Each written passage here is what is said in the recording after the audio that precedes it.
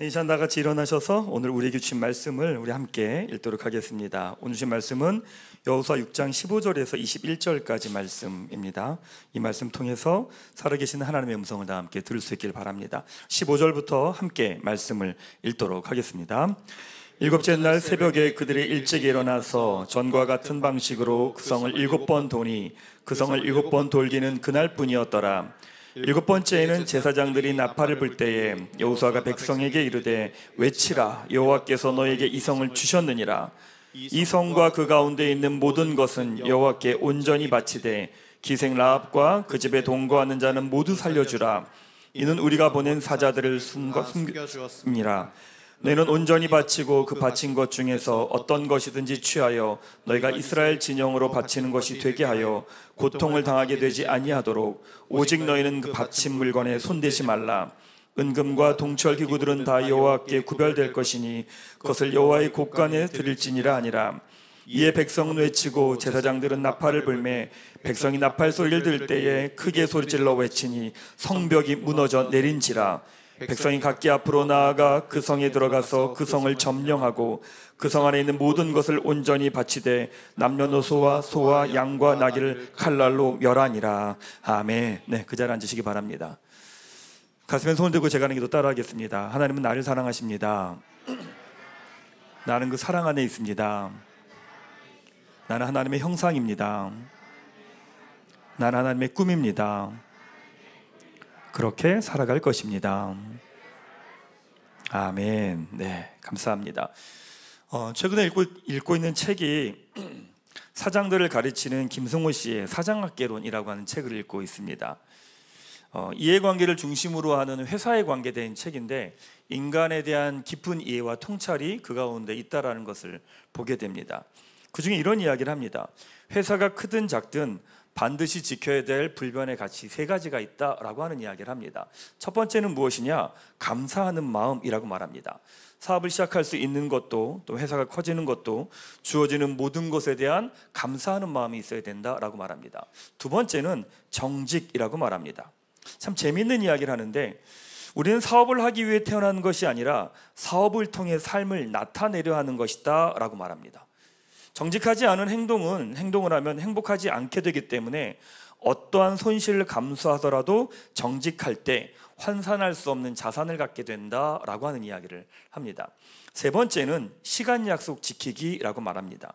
시간 약속을 지킨다는 것은 다른 사람의 시간을 존중하고 그들의 삶을 소중하게 여긴다는 것을 보여준다는 거죠. 되게 역설적이지 않습니까? 이해관계를 중심으로 모인 곳이지만 더 깊은 곳으로 들어가면 변하지 않는 진리를 이야기합니다. 그냥 내 눈앞에 있는 것으로 살아가는 분들은 그냥 내 눈앞에 있는 이해관계에 목숨 걸며 살면 됩니다. 근데 큰 그림을 그리고 더 아름답게 멋지게 살기 원하는 사람들은 바로 이러한 진리에 초점을 맞추며 한 걸음씩 준비해야 됩니다. 전 저희 교회 가족들에게 교회 생활이 중요하다는 이야기를 자주 합니다. 왜냐하면 이러한 진리를 배워가고 훈련하는 곳이 교회이기 때문에 그렇습니다. 이해관계가 없는 교회에서 믿음의 싸움을 하는 사람만이 그가 서 있는 가정과 학교와 직장과 삶의 자리에서 진리에 초점을 맞추며 살아갈 수 있기 때문입니다. 이해관계가 없는 교회가 시끄러워지는 이유는 참 역설적으로 이해관계가 충돌하기 때문입니다. 사역하면서 다툼과 갈등이 일어나면 서로 다른 이야기를 하고 있다는 이야기입니다. 서로의 자기 이해관계에 관계된 이야기를 하고 있다는 이야기입니다. 그러다 보니까 함께하는 목적은 잃어버리고 서로의 마음만 상하게 되는 경우가 생깁니다. 자, 오늘 보면은 이스라엘이 가나안 땅에 들어가기 위해 반드시 거쳐야 되는 관문인 바로 여리고성 전투의 내용입니다. 철옹성 같은 여리고성을 점령하기 위해선 하나님께서 말도 안 되는 명령을 하십니다.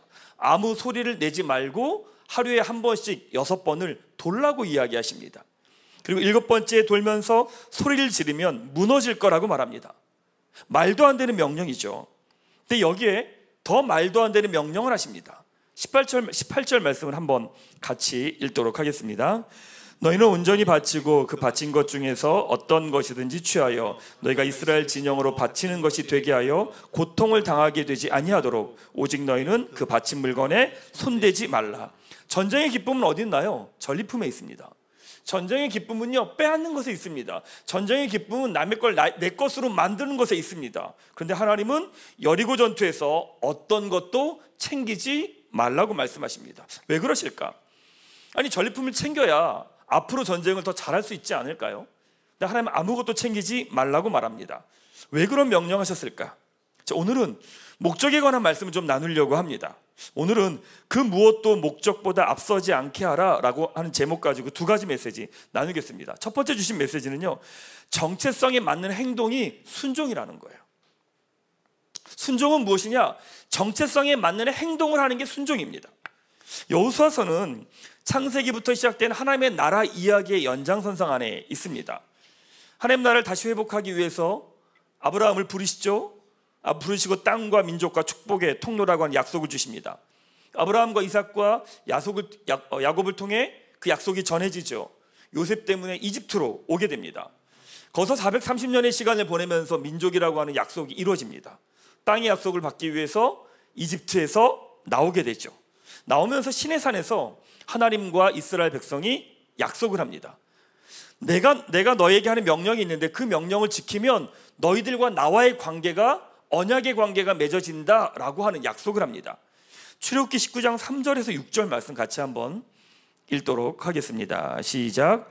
모세가 하나님 앞에 올라가니 여호와께서 산에서 그를 불러 말씀하시되 너는 이같이 야곱의 집에 말하고 이스라엘 자손들에게 말하라.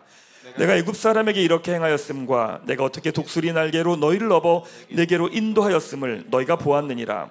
세계가 다 내게 속하였나니 너희가 내 말을 잘 듣고 내 언약을 지키면 너희는 모든 민족 중에서 내 소유가 되겠고 너희가 내게 대하여 제사장 나라가 되며 거룩한 백성이 되리라. 너는 이 말을 이스라엘 자손에게 전할지니라.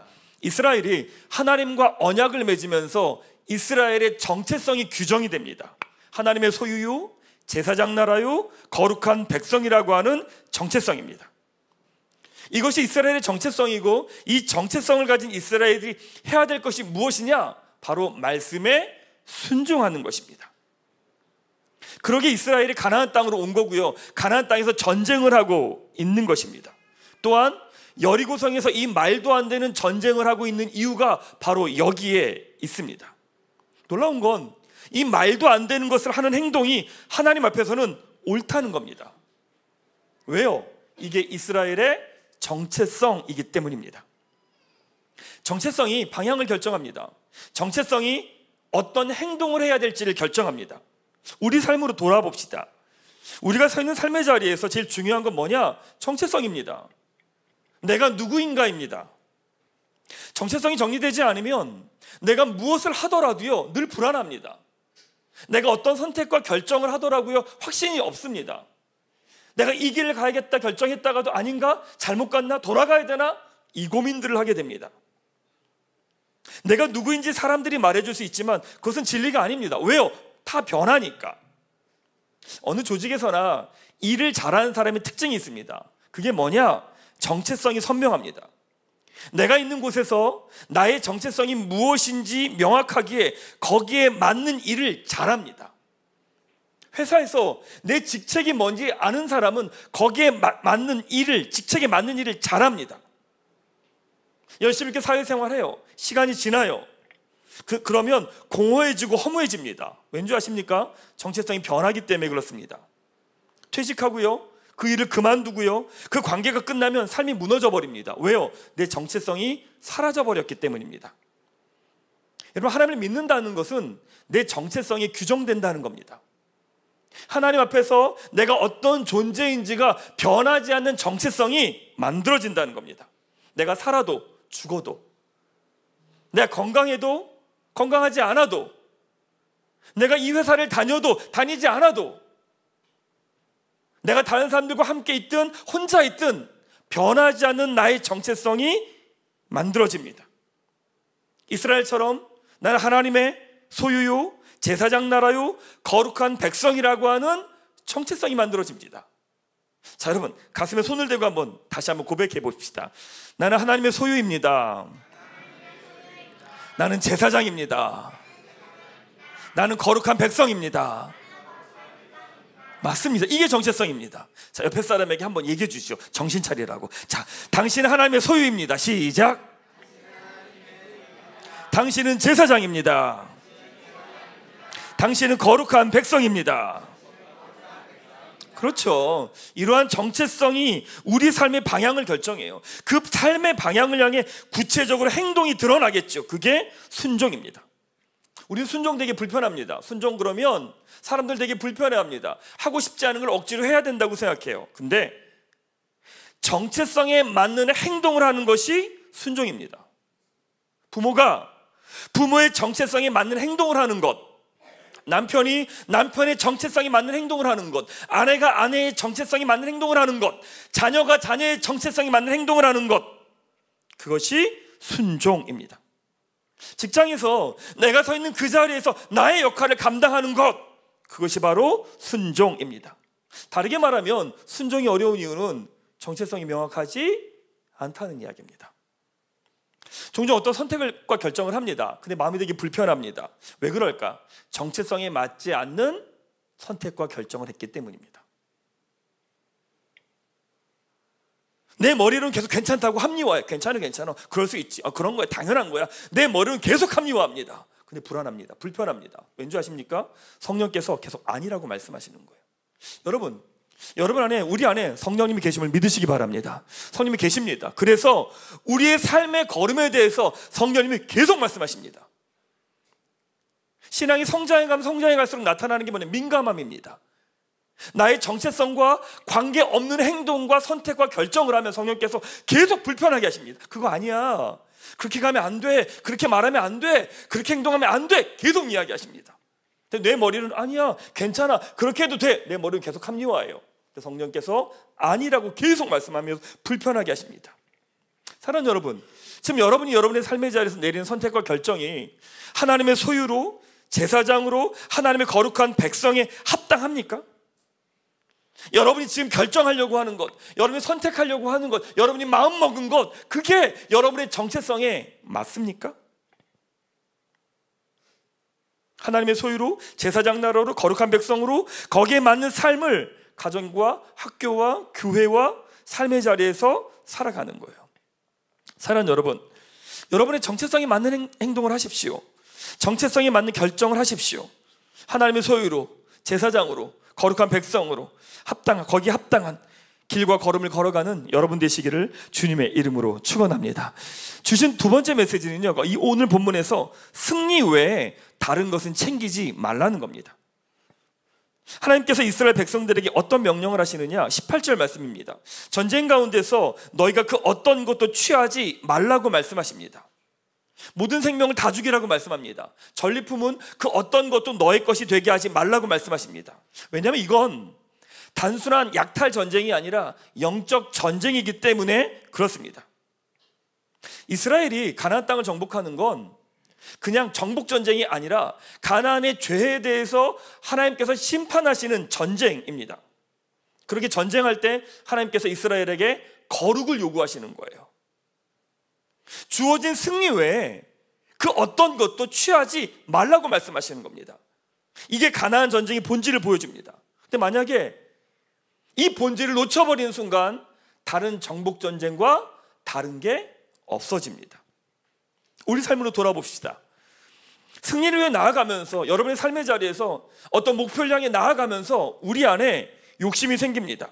그 각자 살아온 삶에서 만들어진 욕심과 바램들이 있습니다. 더 갖고 싶은 마음, 더 높아지고 싶은 마음, 더 인정받고 싶은 마음이 있습니다. 그래서 나를 부르신 그 자리에서 부르신 목적을 잃어버리는 경우가 생겨요. 나에게 부르신 부르심에 맞는 목적보다 나에 있는 이익에 더 관심을 가질 때가 생겨요.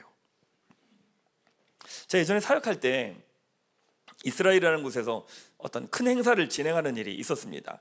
진행하면서 전 이제 본부 기획팀에 있었는데 마지막 순간에 어떤 중요한 선택과 결정을 해야 될 상황이 됐어요. 같이 모여서 막 브레인스토밍 하면서 이건 이렇게 해야 되는 게 맞아 라고 막 결정을 하려고 하는데 제가 1번이라고 하는 안을 냈습니다. 근데 막 토론하다가 다른 목사님이 3번의 안을 내면서 막 이야기하더니 다른 사람들이 3번이 좋겠다 라고 하면서 3번으로 진행이 된 거예요. 행사가 무사히 잘 끝났어요. 잘 무사히 마쳤어요. 너무 은혜롭게 잘 끝났어요. 근데 놀라운 게 뭔지 아십니까? 전 기쁘지 않은 거예요. 저는 기쁘지 않은 거예요. 저는 그 행사가 잘 되도록 돕기 위해서 그 자리에 있는 거거든요. 그런데 행사가 다 끝났고 너무 잘 끝났거든요. 근데 다 끝났는데 저 행복하지 않은 거예요. 왜? 제 마음 가운데 내 뜻대로 안 됐다는 마음이 있는 거죠. 그때 알았습니다. 아, 진짜 이기적이구나. 아니, 나의 부르심은 이 행사가 잘 맞춰지기 위해서, 이 행사가 잘 끝나기 위해서 부르심을 받고 온 사람인데, 여기에서 내 뜻대로 안 됐다고 해서 내 마음이 상해서 그 행사가 잘 끝난 걸 함께 기뻐하지 못하고 있는 거예요. 여러분, 우리는 우리의 정체성으로 주어진 목적보다 결국 나에게 주어진 이익에 더 관심이 많을 때가 많습니다.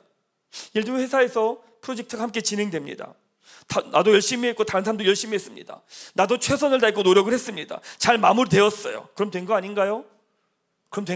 그런데 다른 사람이 박수 받고 인정받습니다. 그럼 미치는 거죠. 억울하고 서운합니다. 왜요? 승리 외에, 부르심 외에 다른 걸 챙기고 싶은 거예요.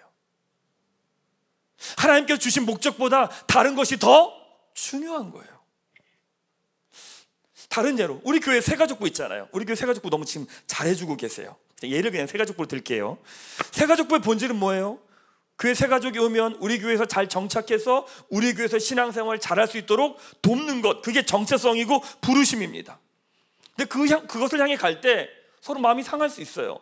불편한 일이 있을 수 있어요. 내 생각대로 되지 않을 수 있어요. 근데 가장 중요한 건 뭐냐? 새가족이 우리 교회에 와서 정착해서 우리 교회에서 잘 신앙생활을 할 수 있도록 하는 것, 그게 본질이고 부르심이에요. 사랑하는 여러분, 하나님께서 여러분을 부르신 그 자리에 그 목적보다 그 어떤 것도 앞서면 안 됩니다. 하나님이 여러분을 부르신 그 자리에서 그 목적 외에, 승리 외에 다른 것을 챙기려고 하지 않으셔도 됩니다. 다른 이익을 챙기려고 하지 않으셔도 됩니다. 더 가지려고 하지 않으셔도 됩니다. 내가 더 많이 수고하고 애썼어요. 노력했어요. 일이 잘 진행됐어요. 그래서 다른 사람들이 박수 받고 인정받아요. 그럼 다른 사람들이 모를까요? 아니요, 다 알아요. 다 알아요. 그리고 때가 되면 하나님이 그 사람을 높이십니다. 플라톤의 국가라고 하는 책에 보면 이런 이야기 합니다. 우리에게 가장 유익한 삶을 살아가려면 어떻게 해야 될까? 이런 질문을 던집니다. 그때 이렇게 답을 합니다. 양치기 기술의 유일한 관심사는 그것을 돌보는 양떼에게 최선의 상태를 제공하는 것이며, 그런 기능을 수행하는 데 성공하면 그 기술에도 최선의 상태가 충분히 제공되기 마련일세. 무슨 말이냐면 이런 겁니다. 양치기는 양을 잘 돌보는 것에 집중을 하면 나머지 이익은 따라온다라는 겁니다. 정체성과 여러분을 부르신 목적이 더 우선이라는 거예요. 정체성에 맞는 삶을 살아갈 때 이익은 따라온다는 이야기를 하는 겁니다. 사랑하는 여러분, 하나님께서 여러분을 부르신 그 자리에 목적에 집중하십시오. 때로는 그 길을 걸어갈 때 마음이 상할 수도 있습니다. 서운하기도 합니다. 내가 이만큼 더 노력했는데 인정받지 못해서 억울할 수도 있습니다. 그런데 하나님께서 여러분을 세우신 그 목적 외에 그 어떤 것도 앞세우지 마십시오. 승리만으로 기뻐하십시오.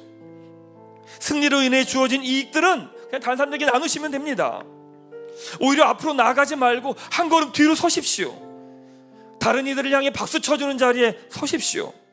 그 어떤 것도 여러분의 부르심과 목적보다 앞서지 않게 하십시오.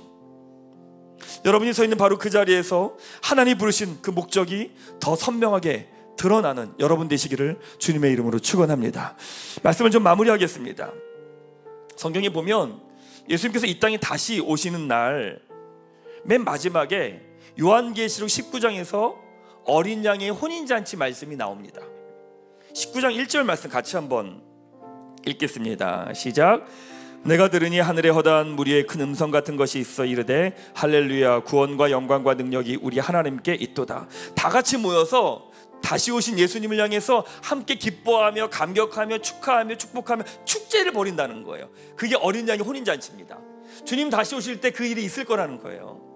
주님 다시 오실 때 하나님의 백성들이 다 같이 모여서 함께 축제하며 기뻐하며 영광 돌리며 함께 기뻐하는 날이 있을 거라는 거예요. 근데 종종 그런 생각을 합니다. 어린 양의 혼인잔치 때 모두가 기뻐했을까? 할까? 모두가 그 잔치를 누릴 수 있을까? 주님 오셔서 다 같이 행복하게, 너무 즐겁게 행복하게 잔치를 벌이고 있는데 누군가는 삐져 있어. 누군가는 열받아 있어. 누군가는 서운해하고 있어요. 누군가는 어딘가에서 투덜거리고 있는 거 아닐까? 그러면 여러분, 정말 불쌍한 사람이에요. 정말 불행한 사람이에요. 정말 행복한 사람은요, 마지막에 기뻐할 수 있는 사람입니다. 일들이 진행돼요. 함께 열심히 달려들었어요. 그 일이 잘 됐어요. 잘 된 것만으로 함께 기뻐하며 축하하며 축복할 수 있는 것, 진짜 행복한 사람이에요. 내 마음과 감정과 내 이익과 상관없이 나의 부르심의 자리에서 승리를, 성취를, 성공을 마음껏 기뻐할 수 있는 사람이에요. 왜냐하면 이 사람은 그 어떤 것보다 하나님의 부르심의 목적이 더 앞에 있기 때문에 그런 거예요. 사랑하는 여러분, 여러분이 서 있는 자리가 어디든지 하나의 부르신 그 자리에서 여러분들이 감당해야 될 그 목적, 부르심, 그 부르심보다 그 어떤 것도 앞서지 않는 사람이 되기를 축원합니다. 여러분의 삶의 자리에 결정적인 순간, 맨 마지막에 마무리됐을 때 전심으로 기뻐할 수 있는 사람, 전심으로 축하하며 축복하며 함께 기쁨을 누릴 수 있는 사람, 그 사람이 여러분, 우리 교회 가족 한 분 한 분이 되시기를 주님의 이름으로 축원합니다.